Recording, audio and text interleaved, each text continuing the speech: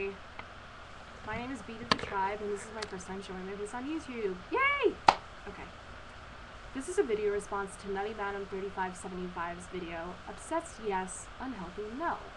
I put together notes as I watched her video because 1, it'll help me better, and 2, I'm not the best public speaker. I tried my best to tackle what Nuttymadam had said, but so many of her things jumbled all over the place, so hope you don't mind. But I digress. In her video, Nuttymadam talked about an article she read on the internet. It was about a middle-aged Twilight fan who wrote to a columnist, Ask Amy, seeking for help.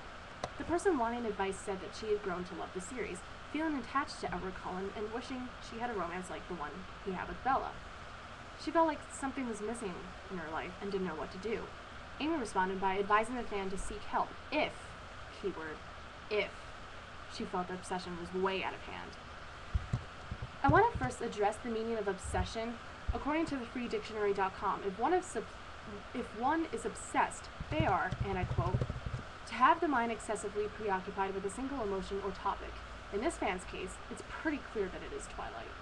She admits that Edward is all she thinks about. Need I remind you, a fictional character. Now I'll address the meaning of unhealthy. To be unhealthy is being in a poor state both physically and emotionally. The fan claims she feels depressed. The fan writing to Amy admitted that she is obsessed. Now she's trying to see if it is unhealthy or not. She recognized the impact Twilight had on her life and wrote to Amy, because I think that's the whole point behind Ask Help articles, but hey, I'm no expert. Alright, Nuttymadam, can I just say, watching some of your videos makes me suffer secondhand embarrassment on your part. For instance, when I was watching Breaking Dawn Haters and F.U. Stephen King, I had to stop watching a couple of times because it made me that angry. In your video, you say your opinion on your life is what counts, as long as it doesn't physically hurt anyone else.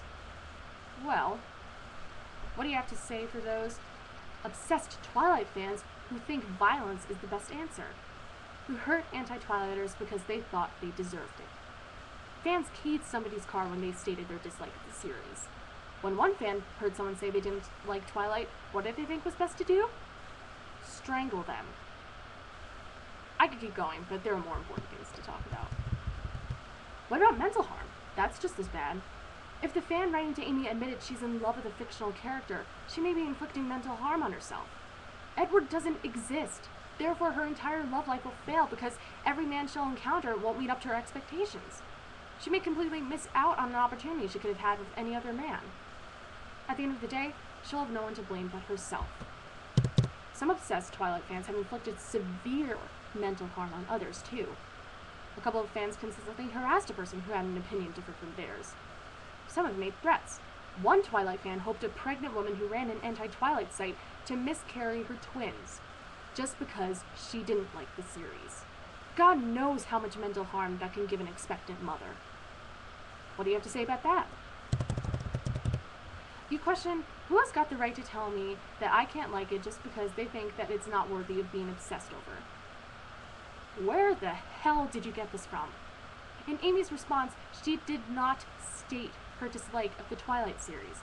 A fan wrote in seeking for advice, and Amy gave her just that. In a way, you're preventing the fan from getting the help she may need.